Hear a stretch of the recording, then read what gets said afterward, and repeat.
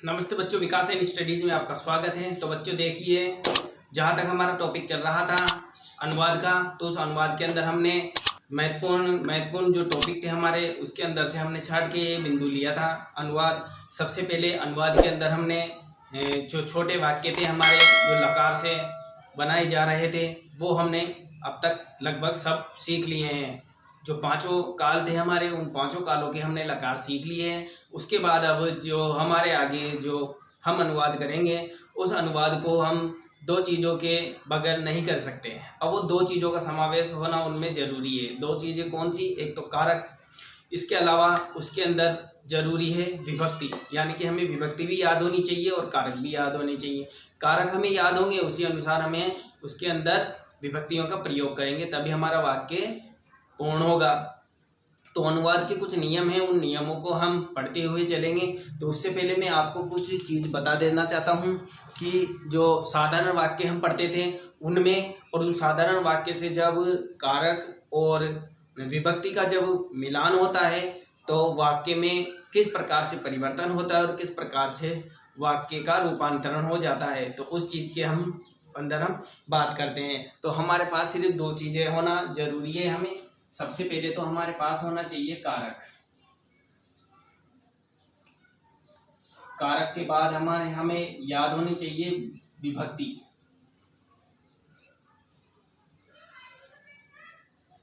जब हमें ये दोनों ही चीजें याद हो जाएगी तो हम वाक्य आसानी से बना सकते हैं। देखिए कैसे कि कारक हमारे कितने माने गए हैं। संस्कृत के अंदर कारक माने गए हैं 6। संस्कृत में कारक कितने हैं? 6। इसके अंदर इसमें से एक को हटा दिया गया है। वो किसको हटा दिया गया है? संबंध कारक को हटा दिया गया है। क्यों हटा दिया गया है? इसका भी एक कारण है बच्चों। संबंध बोधक एक किसी से संबंध करवाता है वो, यानी कि संबंध की कारक चिन्ह क्या है? संबंध का, के, की। इनका जब प्रयोग होता है तो वो एक संबंध दिखता है। तो इस वजह से इस संबंध को कारक में न जोड़कर उसे अलग हटा दिया गया है। संस्कृत ने उसे कारक नहीं माना गया है, क्योंकि ये एक संबंध हो रहा है। जब किसी चीज में संबंध होता है तो वहाँ कारक नहीं होता है। जो जहाँ पर संबंध अगर होता है वहाँ कारक को नहीं माना गया है संस्कृत ने, इसलिए उसने इसको हटा दिया गया है। तो इसी प्रकार से हमारी विभक्तियाँ कितनी होती है? हमारी विभक्तियाँ संबोधन मिलाकर 8 होती है, लेकिन वैसे 7 भी मानते हम, 7 और 8। लेकिन अगर कहा जाए कि विभक्तियां कितनी हैं, तो विभक्तियां 8 हैं। अब आप कहोगे कि विभक्तियां 8 हैं, कारक 6 है।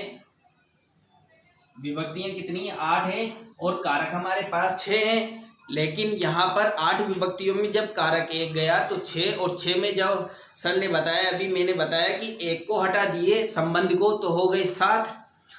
अब जब 7 हो गई तो फिर 1 कहाँ गई?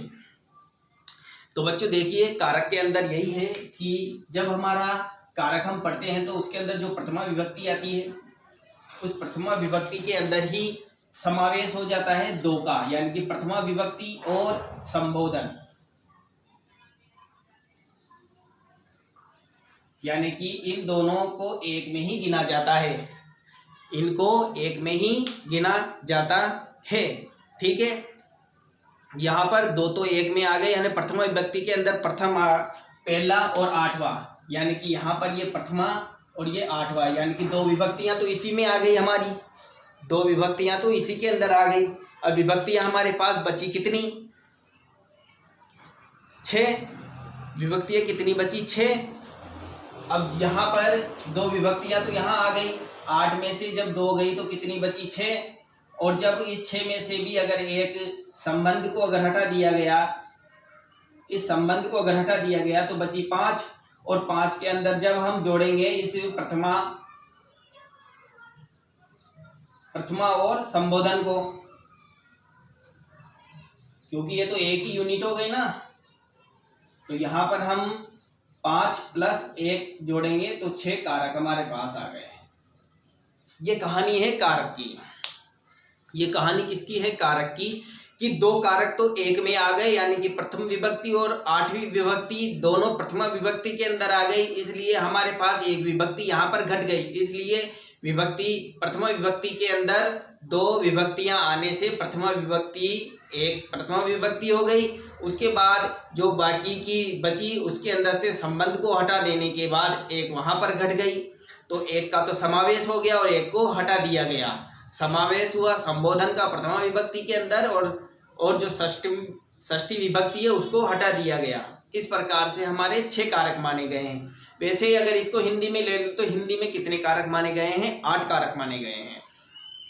तो ये तो रही साधारण वाली बात कि कारक 6 होते हैं और विभक्तियां 8 होती है। कारक अब विभक्तियां 8 होती है और विभक्तियों में भी हमें अलग अलग है, अकारांत, इकारांत, उकारांत, विकारांत, ये सभी अलग अलग हमें शब्द रूप मिलेंगे। उस अलग अलग शब्द रूप हमें अलग अलग समय के ऊपर प्रयोग करके लगाना होगा। तो ठीक है, एक उदाहरण देके मैं आपको समझाता हूँ। जब हमारे पास 6 तो कारक हैं, कितने? जब हमारे पास 6 कारक हैं और 8 विभक्तियां हैं, तो अब देखो इससे कैसे निर्माण करेंगे। तो मैं कुछ वाक्य है जो आपको बना के बताता हूँ। जैसे हम राम शब्द अगर लेते हैं,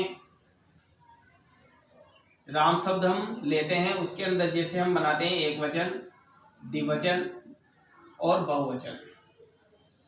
यहाँ पर हम लिखेंगे राम, रामो और रामा।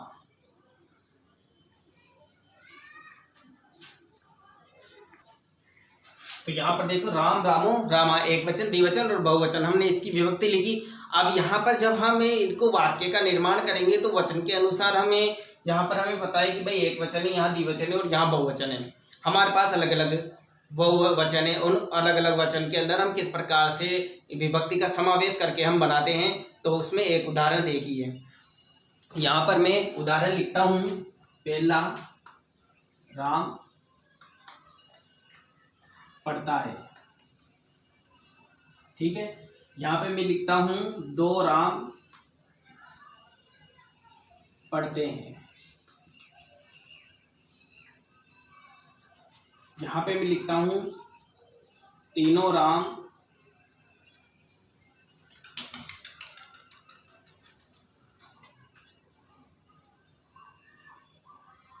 राम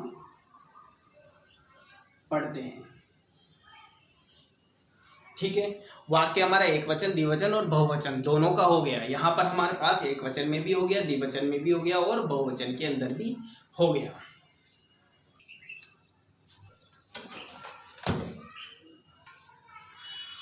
देखिए यह हमारी विभक्ति के बाद राम, रामो, रामा। यहाँ पर मैंने 3 वाक्य लिखे हैं। राम पढ़ता है, 2 राम पढ़ते हैं और 3 राम पढ़ते हैं। एक वचन, द्विवचन, बहुवचन में ये साधारण वाक्य बना के मैं आपको बता रहा हूँ। उसके बाद फिर विशेष नियमों पे चलेंगे। नियम के अंदर कैसे वाक्य का निर्माण होता है और किस प्रकार से होता है वो हम आगे पढ़ेंगे। तो देखिए जहाँ पर हमें पता है कि भाई राम क्या है, राम एक है, राम पढ़ता है। यहाँ पर एक राम पढ़ रहा है, इस वजह से हम प्रथम पुरुष एक वचन का ही प्रयोग करेंगे। तो यहाँ पर मैंने बताया कि राम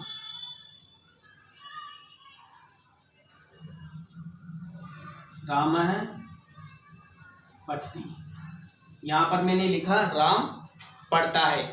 दूसरा देखो 2 राम पढ़ते हैं। जब द्विवचन पे आ जाए तो यहाँ पर 2 राम है, इसलिए यहाँ पर क्या लिखेंगे? रामो।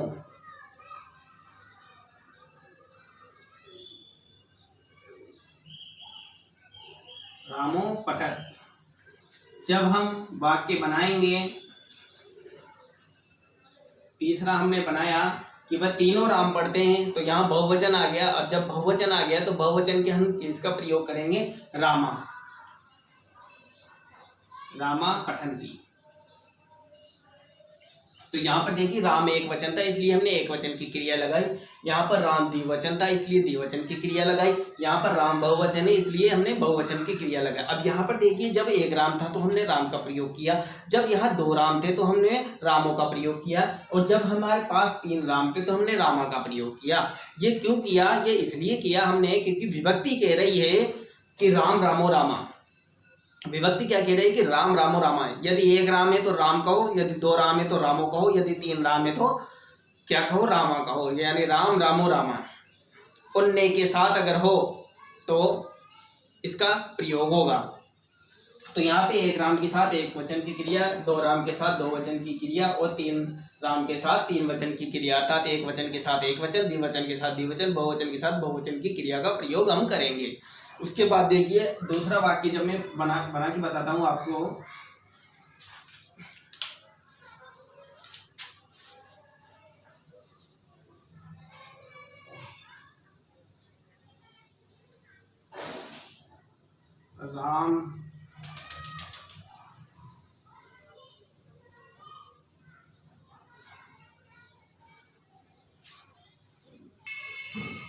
राम ने लिखा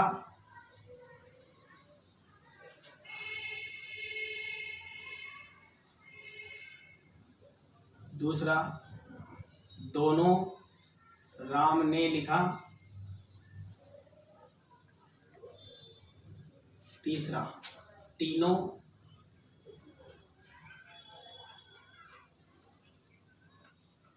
राम ने लिखा। अब यहां पर देखिए, अब मैंने किसका प्रयोग कर दिया, ऊपर तो मैंने साधारण वाक्य बनाए थे ताकि आपके समझ में आ जाए। अब नीचे जब मैंने यहां पर ने का प्रयोग कर दिया तो ने का प्रयोग किस में आता है, कर्ता ने। तो ने का प्रयोग किस में आएगा, कर्ता ने। यानी कि इसके अंदर जब हम देखेंगे कि कारक कौन सा हो गया इसके अंदर, कर्ता। ठीक है, कारक हमारा क्या हो गया, कर्ता।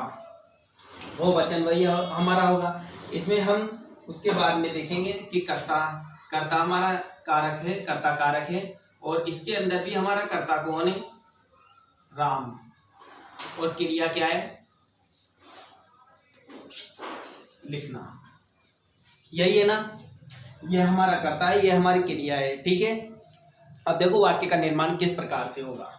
यहां पर मैंने लिखा कि राम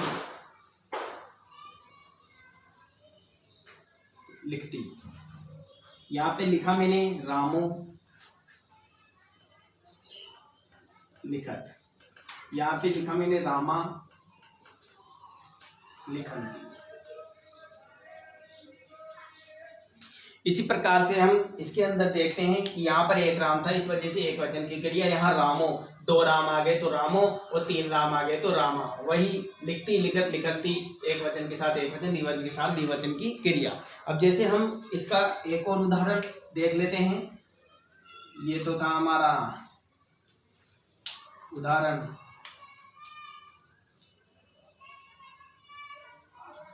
दूसरे नंबर का, इसको छोड़ो। तीसरे नंबर का देखो,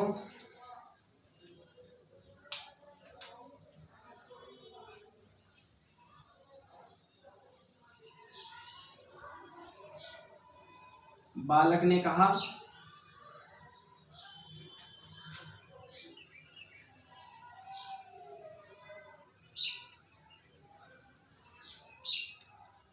दो बालकों ने कहा, तीनों बालकों ने कहा।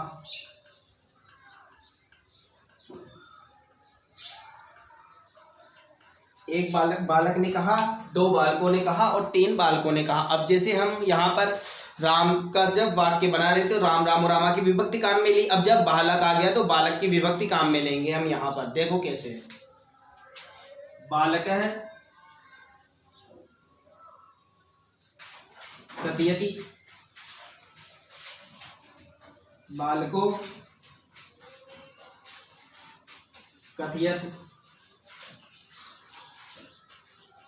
बालका कथयन्ति। इस प्रकार से हम कारकों का प्रयोग करेंगे। कारक हमारे कितने हैं, कारक हमारे 6 हैं।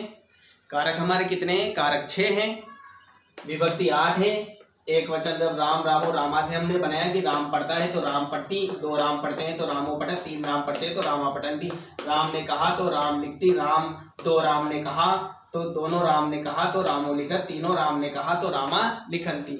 और इसके बाद में देखिए, जब बालक ने कहा तो बालक कथयति, 2 बालकों ने कहा तो बालको कथयत, तीनों बालकों ने कहा तो बालक कथयन्ति।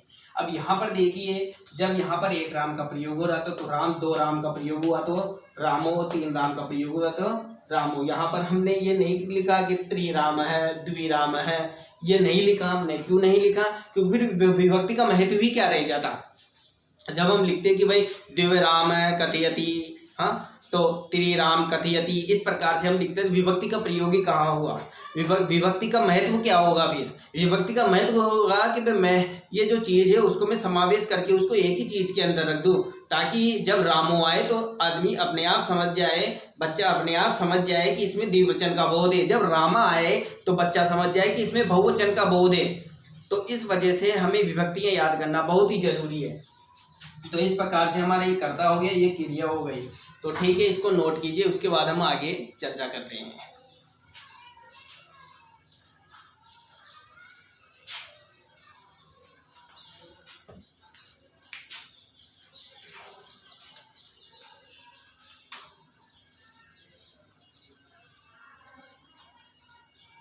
बालका कथयन्ति, ठीक है।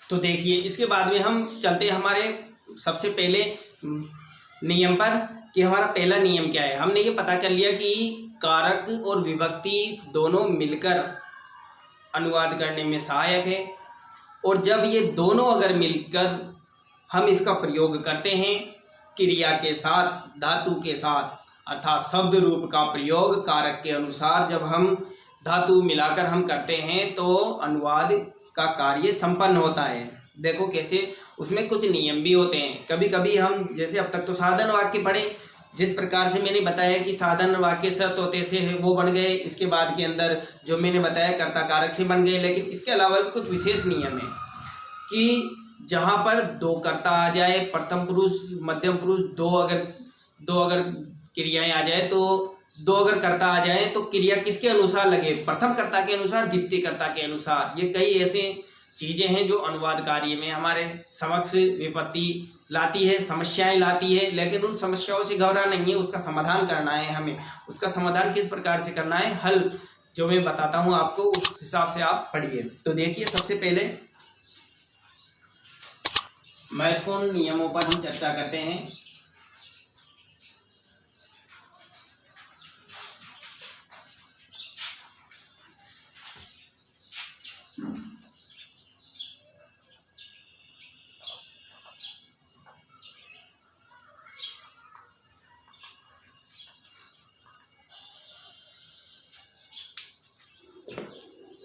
घबराइए नहीं, एग्जाम जल्दी होंगे आपके कोरोना काल के अंदर। ये मत सोचिए कि भाई हमारे एग्जाम नहीं होंगे, 10-12 बोर्ड के एग्जाम होंगे, ये 100% है।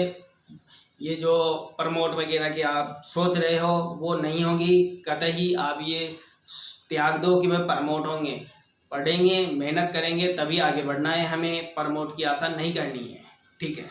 देखिए कि हमारा पहला नियम है। हमारा पहला नियम क्या कहता है कि देखिए कि यदि कर्ता प्रथम पुरुष एक वचन में हो, तो यदि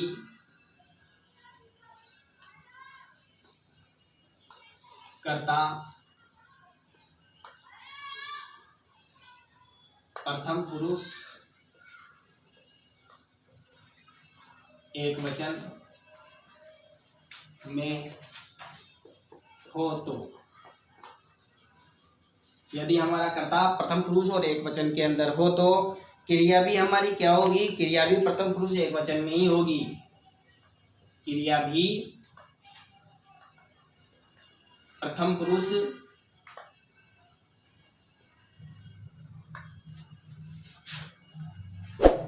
एक वचन में होगी। क्या कहा जा रहा है कि यदि कर्ता प्रथम पुरुष के अंदर हो, यदि हमारा कर्ता प्रथम पुरुष के अंदर हो, प्रथम पुरुष एक वचन में हो, तो क्रिया भी प्रथम पुरुष एक वचन में ही होगी। यदि जहां पर हमारा क्रिया होगी वहीं पे हमारा जिस प्रकार से क्रिया होगी उसी प्रकार से हमारा कर्ता होगा। यानी सीधी भाषा में कहूँ कि जैसा मेरा कर्ता होगा वैसी मेरी क्रिया होगी। साधारण भाषा में मैं तुम्हें लिख देता हूँ कि जैसा मेरा कर्ता होगा वैसी मेरी क्रिया होगी। ये अथा सत्य है कि जैसा मेरा कर्ता होगा वैसी ही मेरी क्रिया होगी। जिस प्रकार से मेरा कर्ता होगा उसी प्रकार से मेरी क्रिया होगी। इसके अंदर एक और नोट करके लिखिए आप।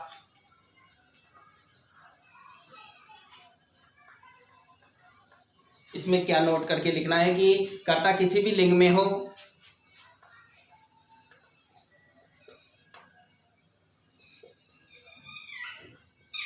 कर्ता किसी भी लिंग में हो, यदि हमारा कर्ता किसी भी लिंग में हो उससे हमें कोई फर्क नहीं पड़ता है, उसका कोई प्रभाव क्रिया पर नहीं पड़ेगा, उसका कोई प्रभाव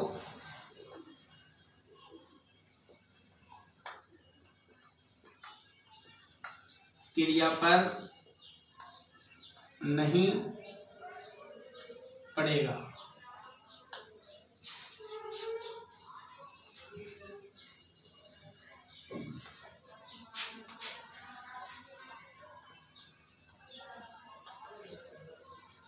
कर्ता किसी भी लिंग में हो, कर्ता हमारा किसी भी लिंग में हो, उसका कोई प्रभाव क्रिया पर नहीं पड़ता है। यह भी हम जानेंगे कि जिस प्रकार से हमारे पास ये वाक्य है कि वह कर्ता है किस प्रकार से है। तो जब वाक्य हमारे जो नियम है वो नियम हमारा क्या कह रहा है उसको पहले आप समझिए ध्यान से, और उसके बाद में फिर हम चर्चा करेंगे कि उदाहरण के साथ समझाऊंगा मैं आपको। पहले आप समझिए यहाँ पर क्या कहा जा रहा है कि यदि कर्ता प्रथम पुरुष एक वचन में हो तो किस में हो, कर्ता यदि प्रथम पुरुष एक वचन में हो तो क्रिया भी प्रथम पुरुष एक वचन में ही होगी। क्रिया भी क्या होगी, प्रथम पुरुष एक वचन में ही होगी। यदि एक वचन की क्रिया है तो एक वचन में ही होगी वो। यहाँ पर देखिए कि जैसा मेरा कर्ता होगा वैसी ही मेरी क्रिया होगी। जैसा मेरा कर्ता होगा वैसी मेरी क्रिया होगी। नोट में लिखा हमने कि कर्ता किसी भी लिंग में हो, कर्ता किसी भी लिंग में हो, पुल्लिंग, स्त्रीलिंग, नपुंसकलिंग, लिंग तीन होते हैं, पुल्लिंग, स्त्रीलिंग और नपुंसकलिंग। कर्ता किसी भी लिंग में हो उसका कोई प्रभाव क्रिया पर नहीं पड़ता है, उसका कोई प्रभाव क्रिया पर नहीं पड़ेगा। अब क्यों नहीं पड़ेगा ये उदाहरण के साथ समझेंगे हम। ये नियम है उसको उदाहरण के साथ समझेंगे। सबसे पहले तो मैं ये बता रहा हूँ कि यदि कर्ता प्रथम पुरुष एक वचन में हो तो क्रिया भी प्रथम पुरुष एक वचन में होगी। इसकी मैं उदाहरण दे रहा हूँ आपको।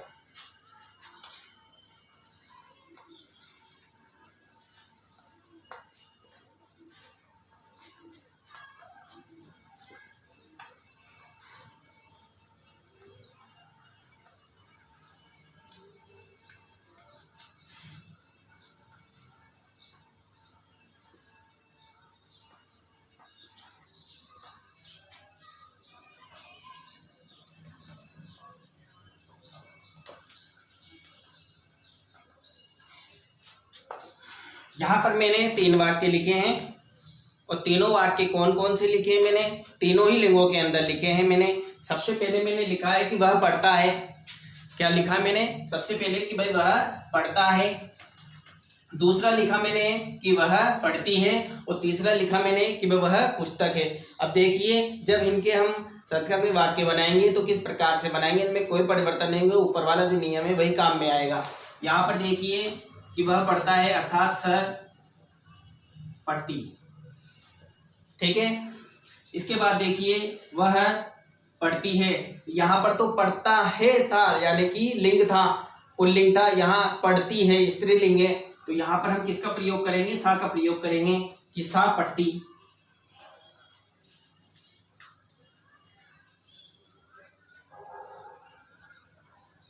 ठीक है, चलो साहब आगे चलते हैं। यह पुस्तक के नपुंसकलिंग का आ गया। मैंने कहा था कि यह के लिए किसका प्रयोग करते हैं, हम तत् का प्रयोग करते हैं। तो तत् और यहाँ पे पुस्तक मैंने बताया था फलम फले फलानी, ये चलता है इसके अंदर। किसके अंदर चलते हैं ये फलम फले फलानी, नपुंसकलिंग के अंदर। और प्रथम पुरुष ये पुल्लिंग के अंदर क्या चलेगा, सत होते, स्त्रीलिंग में सा तेता, नपुंसकलिंग में तत् तेता नहीं। ठीक है, देखो अब यहाँ पर हम चर्चा करेंगे विशेषता की। यहाँ पर दोनों ही नियम फॉलो कर रहे हैं। देखो कैसे, यहाँ पर देखिए कि यदि कर्ता प्रथम पुरुष हो, प्रथम पुरुष में है, ये भी प्रथम पुरुष में, ये भी प्रथम पुरुष में, ये भी प्रथम पुरुष के अंदर है, तीनों ही प्रथम पुरुष के अंदर है। यदि कर्ता प्रथम एक वचन में हो, ये एक वचन के अंदर है तो एक वचन की क्रिया आई, ये भी एक वचन है तो एक वचन की क्रिया आई, एक वचन है तो एक वचन की क्रिया आई। यदि प्रथम पुरुष एक वचन में हो तो क्रिया भी प्रथम पुरुष एक वचन में ही होगी। ये जब प्रथम पुरुष एक वचन है, ये हमारे पास क्या है, ये हमारा क्या है, प्रथम पुरुष एक वचन है ना। ये क्या है हमारे पास, प्रथम पुरुष एक वचन, और ये भी हमारे पास प्रथम पुरुष एक वचन, और ये भी प्रथम पुरुष एक वचन। ठीक है, प्रथम पुरुष एक वचन है तो क्रिया भी प्रथम पुरुष एक वचन की होगी, तो हमारी क्रिया भी क्या होगी, हमारी क्रिया भी क्या है, वही हमारी क्रिया भी क्या है, प्रथम पुरुष एक वचन की है। हमारी क्रिया भी क्या है, वही प्रथम पुरुष एक वचन है, प्रथम पुरुष एक वचन है ना। ये भी हमारी प्रथम पुरुष और एक वचन है, ये भी हमारी प्रथम पुरुष एक वचन है।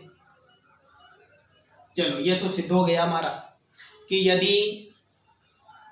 यदि प्रथम पुरुष एक वचन में हो कर्ता, यदि हमारा कर्ता प्रथम पुरुष एक वचन में तो क्रिया भी होगी।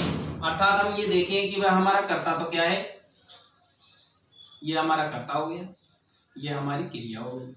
ठीक है, यहाँ पर ये भी हमारा क्या है, कर्ता है, और ये हमारी क्या है, क्रिया है। ठीक है, ये भी हमारा क्या है, कर्ता है, ये भी हमारी क्या है, क्रिया है। चलो ये भी हो गया, ये भी प्रथम पुरुष एक वचन के अंदर ही कर्ता, तो क्रिया भी प्रथम पुरुष एक वचन में, ये हमारी कर्ता, ये क्रिया, ये कर्ता, ये क्रिया, ये कर्ता, ये क्रिया। बस फर्क क्या है कि ये एक वचन का वाक्य है, ये भी हमारा एक वचन का वाक्य है, और ये भी हमारा एक वचन का वाक्य है। ठीक है, ये तीनों ही हमारे एक एक वचन के वाक्य हो गए। अब इसके बाद यहाँ पर ये दूसरा देखो कि जैसा मेरा कर्ता होगा वैसी मेरी क्रिया होगी। हमारा कर्ता किसमें है भैया, एक वचन के अंदर है, तो हमारी क्रिया भी एक वचन में है। हमारी यहाँ पर भी सा भी एक वचन में है तो एक वचन की क्रिया, यहाँ यह भी एक वचन है तो एक वचन की क्रिया, यानी कि यहाँ पर ये दोनों ही किसमें है, एक वचन के अंदर है। चलो इसके बाद क्या कहते हैं, कर्ता किसी भी लिंग में हो, कर्ता किसी भी लिंग में हो तो उसका कोई प्रभाव क्रिया पर नहीं पड़ता है, क्रिया पर नहीं पड़ेगा। कैसे नहीं पड़ेगा, देखो ये हमारा क्या था, कर्ता हमारा क्या है, पुरुष लिंग है ना, कर्ता हमारा क्या है, पुरुष लिंग है, और क्रिया हमारी ये पुरुष लिंग और एक वचन है ना, तो ये भी हमारी क्रिया भी क्या हो गई, एक वचन ही हो गई। यहां पर देखिए वह का प्रयोग जब हम इसके अंदर कर रहे हैं तो ये हमारी हो गई स्त्रीलिंग एक वचन। इसकी जब क्रिया देखेंगे तो क्रिया भी हमारे पास क्या है, एक वचन। यहां पर हम देखेंगे कि ये नपुंसकलिंग एक वचन, तो क्रिया भी क्या होगी, एक वचन। ठीक है, अब इसको ध्यान से समझिए। यदि कर्ता प्रथम पुरुष एक वचन में हो तो क्रिया भी प्रथम पुरुष एक वचन में ही होगी। जैसा मेरा कर्ता होगा वैसी मेरी क्रिया होगी। कर्ता किसी भी लिंग में हो उसका कोई प्रभाव क्रिया पर नहीं पड़ता है। यहाँ पर देखिए वह पढ़ता है, यहाँ पे लड़का पढ़ रहा है, एक वचन है तो क्रिया भी एक वचन में ही आई। वह पढ़ती है, लड़की है, एक वचन है, क्रिया भी एक वचन की आई। यह पुस्तक है, नपुंसकलिंग है, एक वचन की क्रिया है और एक वचन ही एक वचन की क्रिया है और एक वचन का ही करता है, एक वचन की क्रिया है। ठीक है, यहाँ पर हम देखते हैं कि बस दोनों ही प्रथम पुरुष एक वचन में है, ये भी प्रथम पुरुष एक वचन में, ये भी प्रथम पुरुष एक वचन में है। इसके बाद हम देखते हैं कि ये करता है और ये क्रिया है। यहाँ पर तो कर्ता पुल्लिंग के अंदर है, यहाँ पर तो कर्ता किसमें है, यहाँ पर तो कर्ता किसके अंदर है, पुरुष लिंग के अंदर है। यह यहाँ पर कर्ता किसमें है, स्त्रीलिंग में है, और यहाँ कर्ता किसमें है, नपुंसक लिंग में है।